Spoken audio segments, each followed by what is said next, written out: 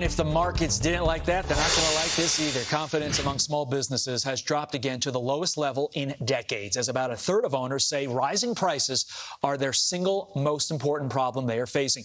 Joining me now is our panel of small business owners, Stacey Johnson-Cosby, founding member of the National Housing Provider Coalition, and Alan Natkiel, owner of Georgia's Northside in Concord, New Hampshire. Great to have you both here. Alan, I'll start with you. It is summer tourist season in the great state of New Hampshire, the Granite State. It should be a time of celebration. How bad is it for you right now? Good morning, first and foremost. Thanks for having me. It kind of feels like Bill Murray in Groundhog Day, where every time I go to market, it's the same story, and the same story is the worst prices I've ever seen. So it's a shock every day.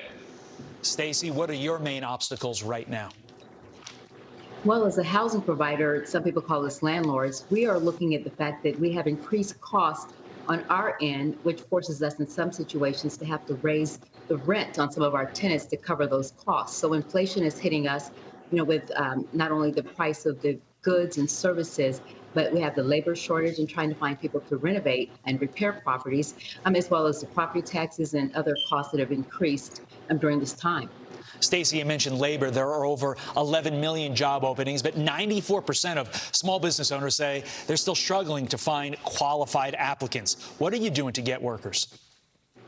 Well, we're just doing the best that we can because it is tough. When you, especially in the labor market, where we're having houses that need repairs or renovations done, it's just a really tough market out there, and it's hard to find people to do the work. So in a sense, some of our work is delayed, and the property may sit off market longer than it has to.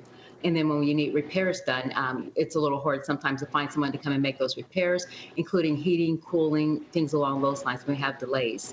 Alan, what about you? Having trouble finding workers?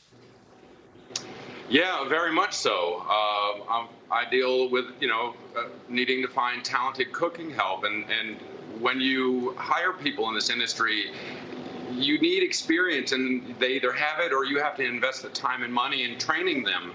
And I don't have a full schedule right now because I don't have the staff to stay open the hours that I want.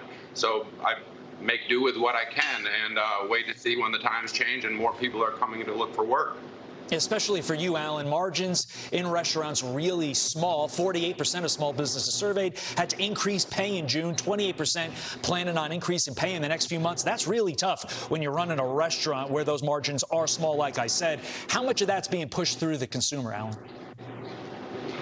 Well, it has to be pushed through, but there's a sticker shock that people suffer when they don't understand why you doubled prices on something, and then they don't realize that your costs actually tripled.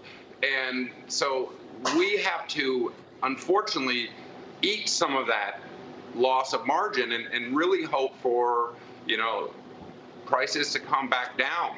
So, we can see those points come back in our bottom line. We certainly hope it gets better sometime soon, but all indications are it is not going to happen soon enough. Stacey Johnson-Cosby, Alan Natkiel, thank you so much. Best of luck going forward. We appreciate your time this morning.